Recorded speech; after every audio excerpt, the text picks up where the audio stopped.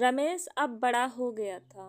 पढ़ लिख कर अब उसकी एक अच्छी सी नौकरी एक शहर में लग गई थी। कुछ दिनों के बाद उसके माँ बाप के उसके शादी एक सुंदर और सुशील लड़की से करा दिया, जो कि वह भी नौकरी करती थी। अब रमेश और पत्नी दोनों जॉब करते हुए एक साथ ही एक शहर में बस गए थे। कुछ दिनों के बाद रमेश के पिताजी भी अब इस दुनिया को छोड़कर चले गए, जिसके बाद उसकी माँ एकदम से अकेली सी हो गई थी। जिसके बाद कुछ दिनों के बाद रमेश अपनी माँ को अपने साथ रहने के लिए शहर ले आया। शहर में आकर रमेश की माँ खुद को एकदम अकेले पाती थी। इस तरह उन्हें भी अच्छा नहीं लगता था, लेकिन एक माँ अपने बेटे को हमेशा खुशी ही चाहती है। सो धीरे धीरे वह शहर में रहना भी सीख गई थी। लेकिन रमेश और उसकी पत्नी हमेशा अपनी माँ को समझाते रहते थे कि ऐसा मत करो, ये मत करो। मतलब कि वे अपने माँ को गांव की एक तरह से गंवार ही समझते थे। लेकिन माँ की दिल तो हमेशा से अपने बच्चों के लिए बड़ा ही होता है। सो वे सभी बातें चुपचाप सुनकर हाँ में हाँ मिलाकर रह जाती थी। एक दिन की बात है, सुबह रमेश की पत्नी को ऑफिस जल्दी जाना था।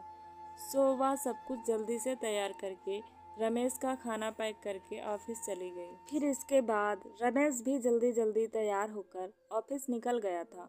फिर कुछ समय बाद रमेश की माँ ने देखा कि उसका बेटा तो खाने का लंच बॉक्स तो घर पर ही भूल गया है।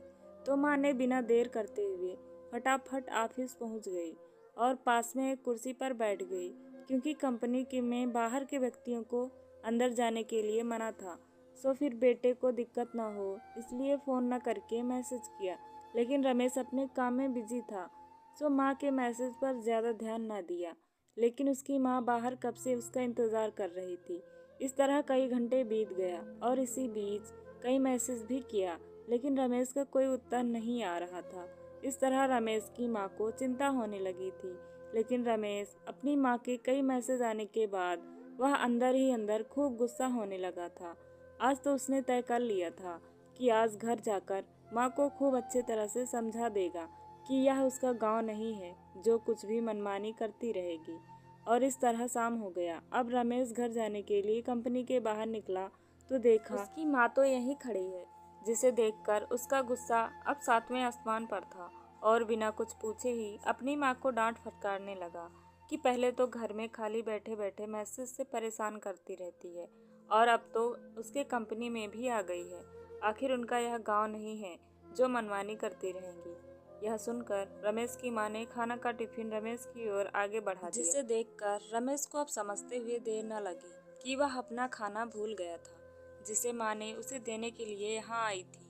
इसके बाद रमेश की माँ बोली, बेटा भले ही तुम बड़े हो गए हो, बड़े शहर में रहने लगे हो, भले ही अच्छे बुरे की ज़्यादा समझ आ गई हो, लेकिन मेरे लिए आज भी मेरे कलेजे का टुकड़ा ही हो, जिसे मैंने बचपन से लेकर आज तक पालते हुए आ रही हूँ। रमेश की आंखें अब खुल चुकी थी कि आखिर उसकी माँ उसकी परवाह करते हुए खाना लेकर आई थी, जिसे वह बिना सोचे समझे अपनी माँ को डांटे जा रहा था।